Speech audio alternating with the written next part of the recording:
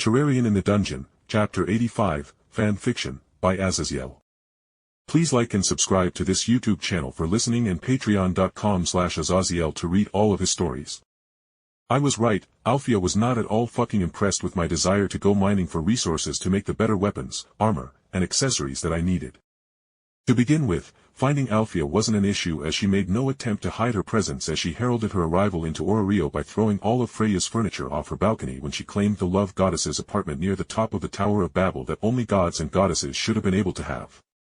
But apparently, Ouranos decided to make an exception for the new strongest adventurer of Orario. So here I was, with my fucking body embedded into a wall as Belle fretted over me, and a thin woman who looked a lot like Belle with green eyes instead, was scolding the unrepentant Alfia for blasting me into a wall. Truly, the best first impression I could make to my mother-in-law. I just told him not even half a day ago that our family would be coming together finally, and his very next conversation piece is, let's run off across the land to go watch you mine a couple of miles into the ground and just stand around. I would rather just directly take you all into the dungeon and at least watch you all grow stronger.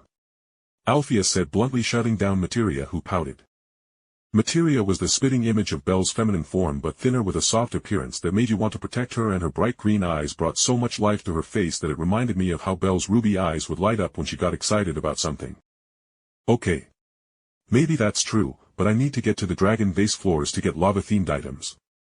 I groaned and Alfia snorted as she eyed me as I stood up, but seeing me get back up, she smiled. At least your durability is pretty decent. That sound wave would have killed the new mediocre level 3s of this generation. Alfia said with her closed eyes, tightening in distaste at how pathetic this generation had become, with how everyone chased their level ups rather than maxing out their stats. Either way, with you mining almost straight down to the different floors and myself killing the hordes of dungeon monsters that spawn, we can reach there in less than 6 hours and get back even sooner as you place those tracks and such.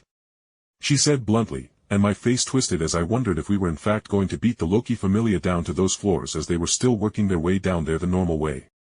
Auntie?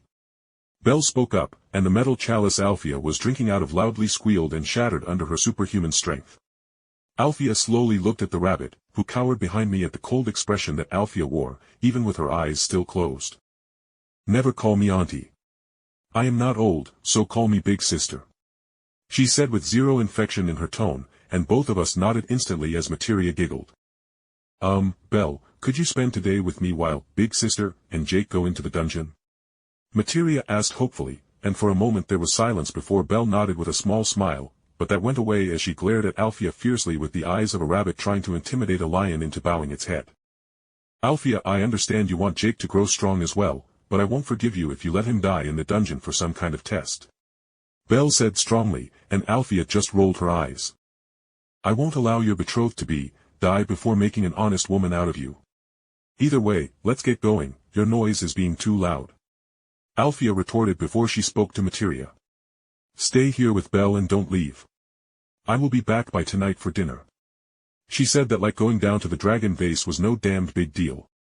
Then Alfia casually walked to the end of the apartment, across its plush carpet onto the balcony, and with a flex of her heeled feet, I saw her hop atop the banister. Come on, Jake, I refuse to take the elevator. She said, smiling as she somehow saw my not all too happy expression at the tiny ants on the ground thousands of feet below me that were the people entering the Tower of Babel to enter the dungeon. But as Alfia did something magical to stop her drop as she all but slammed into the ground, I literally unleashed my inner fucking Mary Poppins as I hurtled down towards the earth, and as I came closer I used the Terraria umbrella to cancel out all my momentum in a couple of seconds, so as I gently glided down to the ground with my shoes barely scraping the group, Alfia looked at my landing and then at her own that shattered the tiles of the ground surrounding the Tower of Babel. That was the most homosexual thing I have seen in my life. Please don't catch yourself the next time you think to break your fall with a rain umbrella. Alfia said with her face twitching as she obviously held in her own smile at my shameless smile at having landed without wasting magic or even causing damage to my surroundings. Don't make me tattle to Belle about you being mean. I already can tell that she inherited her puppy eyes and pouting from her mother. I joked, and Alfia actually shuddered with her heterochromia eyes opening up to take me in. You could actually withstand a version of the Materia pout that could make even that bitch Hera cave into doing whatever she wanted? She demanded with her hands on my shoulders in a flash, and I blinked before realizing it must have that mega pout Belle sometimes used when I teased her by kissing her forehead instead of her lips, or played a game and teased her by being over-affectionate with one of my summons while she was sitting next to me. Either way, I broke the ice with Alfia, and I realized as Alfia walked into the dungeon being whatever she was. Yeah, she was hilariously overpowered as she smacked goblins, kobolds, and other monsters' heads. Not into pasting or knocking them off with force, just ripping the flesh away. No, Alfia had reached a level of physical power that her blows actually made whatever she struck explode into a blood mist, and that realization made me realize how far above merely physically she was of me. To say nothing of how she was a mage that could already level Orario.